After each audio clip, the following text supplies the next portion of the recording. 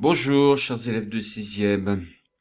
Alors, c'est le moment du bilan sur le chapitre consacré aux grandeurs proportionnelles.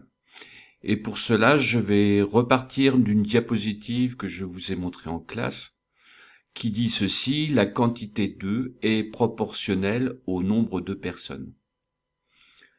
Alors, évidemment, c'est une phrase qui a un contexte. Nous sommes dans une recette de cuisine. Qu'est-ce que cela signifie, cette phrase-là?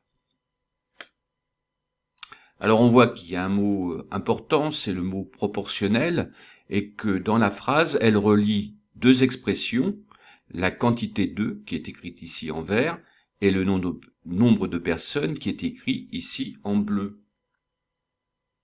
Ces deux expressions s'appellent en mathématiques des grandeurs.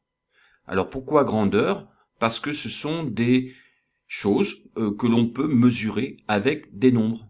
La quantité 2 peut être mesurée avec un nombre, et le nombre de personnes peut évidemment être noté avec un nombre.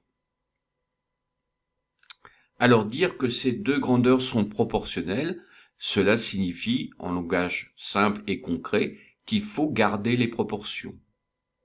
Par exemple, si dans une recette de cuisine il vous faut 3 œufs pour 2 personnes, il vous faudra le double d'œufs pour 4 personnes. Autrement dit, 6 œufs pour 4 personnes.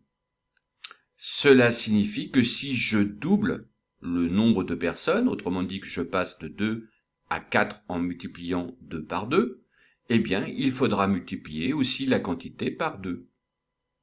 La quantité 2, bien sûr. Inversement, si vous savez que dans une recette de cuisine, il vous faut 3 œufs pour 2 personnes, eh bien, vous saurez que si vous avez 12 œufs dans votre recette de cuisine qui ont été utilisés, eh bien, ce sera une recette qui a été prévue pour 8 personnes, puisqu'on a multiplié par 4 la quantité d'œufs, et donc il faudra multiplier aussi par 4 le nombre de personnes. Alors, nous avions vu dans ce même diaporama des situations où, au contraire, les grandeurs ne sont pas proportionnelles.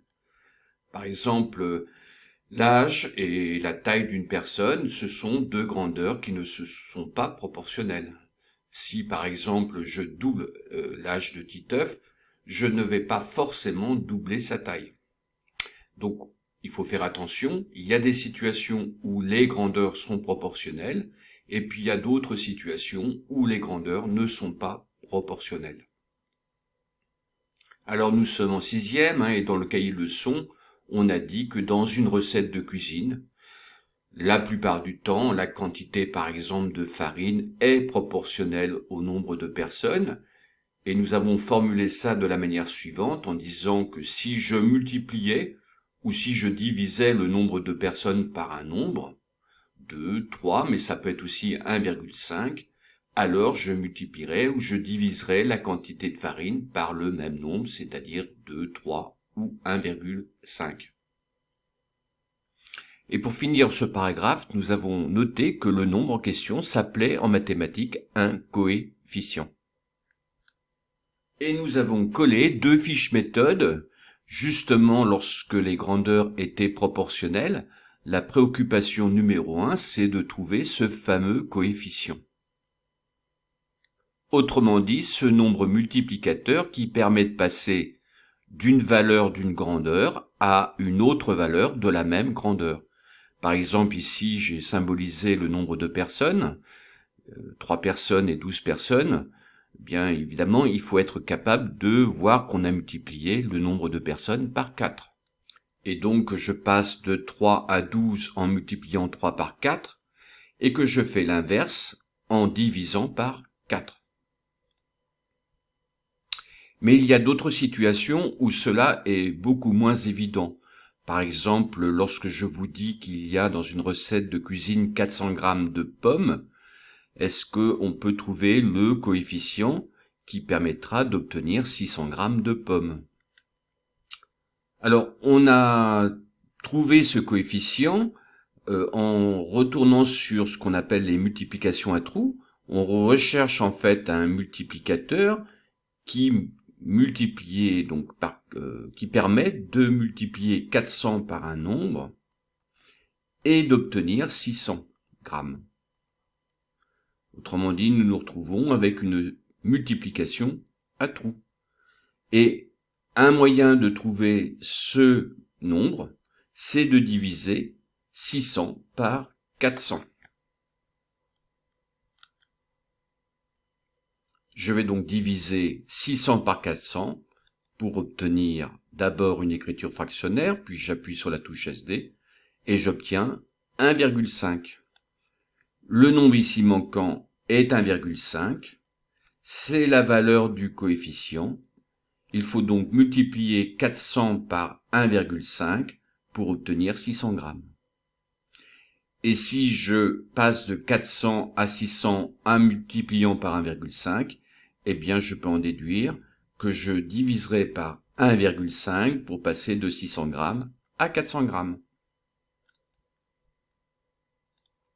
Alors, nous avons du coup obtenu la valeur du coefficient. Pour passer de 3 personnes à 12, il faut multiplier par 4. Pour passer de la quantité de pommes 400 grammes à 600 grammes, il faut multiplier par 1,5. Et nous pouvons donc appliquer le fait que si deux grandeurs sont proportionnelles, si je multiplie par 4 le nombre de personnes, il faudra par voie de conséquence multiplier par 4 aussi la quantité de farine. Et inversement, puisque j'ai multiplié par 1,5 la quantité de pommes, il faudra aussi multiplier par 1,5 le nombre de personnes. Nous trouvons donc 800 grammes de farine pour 12 personnes, et il faut qu'il y ait 3 personnes pour que dans la recette, inversement, la quantité de pommes étant 600 grammes, cela correspond à une recette de 3 personnes. Alors j'en profite pour dire que, évidemment, si vous passez de 3 à 12 en multipliant par 4, eh bien on fait le chemin contraire en divisant par 4. De la même manière, quand je passe de 2 à 3 en multipliant par 1,5, eh bien je passe de 3 à 2 en divisant par 1,5. Et il en va de même pour les autres quantités. 800 grammes divisé par 4, on obtient 200 grammes. 600 grammes divisé par 1,5, on obtient 400 grammes. Alors, on a vu une autre procédure à partir de là, sur la fiche méthode numéro 2. Donc, je vous la rappelle. Voilà, par exemple, dans un tableau où les prix sont proportionnels aux masses, on a déjà trouvé, par exemple, pour le prix correspondant à 2 kg, et puis le prix correspondant à 6 kg en divisant par 2, puis par 3, etc., etc. On peut remarquer que lorsqu'on a le prix pour 4 kg et le prix pour 2 kg, on peut, en additionnant les deux valeurs, obtenir le prix correspondant à 6 kg. Alors ce genre de procédure, par exemple, est très pratique dans des tableaux où on doit rechercher beaucoup de valeurs. Notamment dans la fiche 8, là, je vous donnais à trouver le prix du rôti pour un certain nombre de poids. Alors je vous avais donné le prix correspondant à 1 kg. On commence par 100 grammes, donc on divise par 10. Je vais mettre la valeur. Voilà, c'est fait avec les flèches pour indiquer le raisonnement. Et puis après, je vous ai demandé pour 1 kg. Eh bien 1 kg, c'est 1 kg plus 0,1 kg, 1000 grammes plus 100 grammes, ça fait bien 1100 grammes. Et donc, il suffit d'additionner 3 € à 30 € pour trouver le prix correspondant. De même, ici, 2 kg, c'est 1 kg plus 1 kg. Donc, il suffit d'ajouter 30 à 33 pour obtenir le prix de 2 kg, c'est-à-dire 63 €. Voilà. Alors, je vais peut-être vous indiquer toutes les valeurs. En tout cas, les premières, donc j'ai 9 € pour 300 grammes, j'ai multiplié par 3, je multiplie par 3. 500 grammes, je divise par 2, donc je divise par 2. Voilà, par exemple, pour 1,8 kg, on remarque qu'un 1,8 kg, c'est 1 kg plus 0,5 kg plus 0,3 kg. Donc il suffit d'ajouter 9, 15 et 30 pour obtenir 54. Et puis pour 3,9 kg, c'est pas pour rien que je l'ai donné, c'est parce que c'est la somme de 1,8 et de 2,1. Donc on ajoute 54 à 63 pour obtenir le prix correspondant à 3,9 kg. Voilà le genre de procédure qui permet d'aller vite dans des tableaux où il y a beaucoup de valeurs. Voilà, j'ai indiqué la dernière valeur. J'espère que j'ai pas fait d'erreur de calcul entre deux. Je crois que c'est bon. Voilà. Alors pour finir cette vidéo, j'ai donné une dernière fiche méthode, la 3, pour bien vous faire distinguer le fait que quand vous passez de 4 vers 5 ou de 5 vers 4, on peut toujours trouver un multiplicateur, mais que ce nombre-là n'a pas la même valeur. Alors, dans le premier cas, je passe de 4 à 5, donc je cherche un multiplicateur qui, multiplié par 4, me donne 5. Alors que là, c'est le contraire. Je cherche un multiplicateur qui permet, en le multipliant par 5, d'obtenir 4. Donc faites attention à cela. Hein. Ici, il va falloir diviser 5 par 4, ce que j'ai indiqué sur la fiche méthode, et on obtient 1,25. Alors qu'ici, il va falloir diviser 4 par 5. Et on obtient 0,8. Donc voilà, ça c'est très important à repérer. Et donc ça a été l'occasion pour nous de voir qu'il y a des multiplications qui font comme des divisions, c'est-à-dire qui font pas grossir le nombre 6, mais qui le font maigrir au contraire. Par exemple, la multiplication par 0,5. Voilà. Donc on a vu des exemples en calcul mental, hein, multiplier 6 par 0,5, eh bien on obtient 3. 3 étant plus petit que le nombre que j'avais au départ.